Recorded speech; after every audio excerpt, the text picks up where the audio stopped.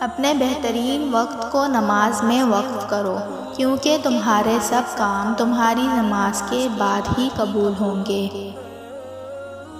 قبروں میں ایسے لاتعداد لوگ دفن ہیں جنہوں نے کل سے نماز شروع کرنی تھی۔ تھوڑی سی تھکاوٹ کی وجہ سے نماز چھوڑتے ہو، ان سے کچھ سیکھو جنہوں نے جسم پر خنجر ہوتے ہوئے بھی آخری سجدہ نہیں چھوڑا۔ 3 ایسے انسان جن کی نماز قبول نہیں ہوتی۔ ایسا غلام جو مالک کی اجازت کے بغیر بھاگ جائے، جب تک کہ پلٹ کے واپس نہیں آتا، اس کی نماز قبول نہیں ہوتی۔ ایسی عورت جو اپنے خاوند کو ناراض کر لیتی ہے، جب تک اس کو راضی نہیں کر لیتی تو اس کی نماز قبول نہیں ہوتی۔ ایسا انسان جو لوگوں کو نماز پڑھاتا ہے لیکن لوگ اس کے گناہوں کی وجہ سے اس کے پیچھے نماز پڑھنا نہیں چاہتے، اس کی نماز بھی قبول نہیں ہوگی۔ رسول صلی اللہ علیہ وآلہ وسلم کا ارشاد ہے، ہمارے اور کافروں کے درمیان فرق نماز کا ہے، جس نے نماز چھوڑی اس نے کفر کیا۔ نماز کو مت کہو کہ مجھے کام کرنا ہے، بلکہ کام کو بولو مجھے نماز پڑھنی ہے۔ کبھی کبھی اذان مجھے ایسے بلاتی ہے کہ جیسے بگڑے ہوئے بچے کو ماں بلاتی ہے۔ نماز کی پابندی کے 5 انعامات: تنگ دستی ختم، عذاب قبر سے نجات، دائیں ہاتھ میں نامہ اعمال ملے گا، پل صراط سے تیزی سے گزر جائے گا، جنت میں بلا حساب داخل ہوگا۔ تہجد کے وقت آنکھ کھلے تو سمجھ لو بلاوا آسمان سے آیا ہے۔ بے شک نماز سے زیادہ کسی اور چیز میں سکون نہیں ہے۔ مصروف زندگی ایک وقت کی نماز کو بھی مشکل بنا دیتی ہے اور 5 وقت کی نماز مصروف زندگی کو بھی آسان بنا دیتی ہے۔ جسم کی تندرستی نماز میں ہے، دل کی طاقت تلاوت قرآن پاک میں ہے، دماغ کی قوت ذکر الہی میں ہے اور روح کی راحت درود شریف میں ہے۔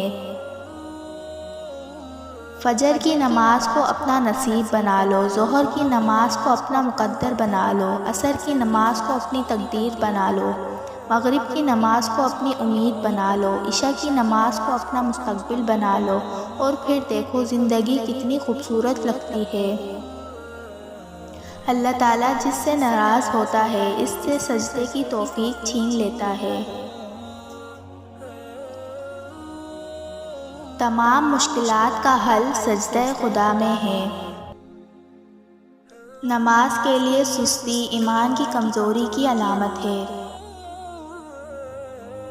جو انسان 5 وقت کی نماز پڑھتا ہے وہ اللہ کی حفاظت میں آ جاتا ہے، اور جس کی حفاظت اللہ کرتا ہے اسے کوئی نقصان نہیں پہنچا سکتا۔ جو انسان فجر کی نماز جان بوجھ کر چھوڑتا ہے، اللہ تعالیٰ اس کے چہرے سے سوالات کا نور نکال دیتا ہے۔ جو ظہر کی نماز جان بوجھ کر چھوڑ دیتا ہے، اس کے رزق میں برکت ہٹا دی جاتی ہے۔ جو عصر کی نماز جان بوجھ کر چھوڑ دیتا ہے، اللہ اس کے جسم کی طاقت کو سلب کر دیتا ہے۔ جو مغرب کی نماز جان بوجھ کر چھوڑ دیتا ہے، اس کو اس کی اولاد سے کبھی کوئی نفع نہیں پہنچے گا۔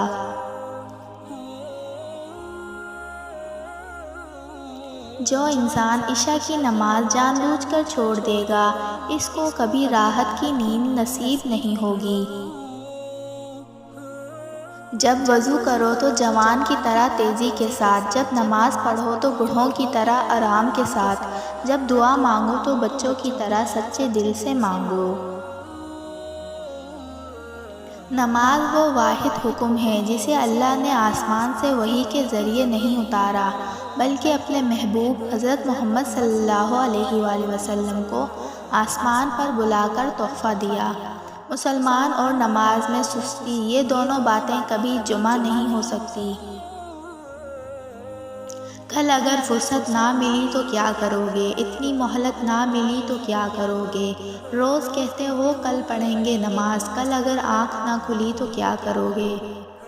صبح سویرے اخبار کی جگہ قرآن کا مطالعہ کریں تو واضح ہوتا ہے کہ اصل خبر میں نہیں، قرآن میں ہے۔ مجھے جنت سے زیادہ نماز عزیز ہے، کیونکہ جنت میری رضا ہے اور نماز میرے رب کی رضا۔ جو صبح سویرے نماز فجر کے لیے گیا وہ ایمان کا جھنڈا لے کر گیا۔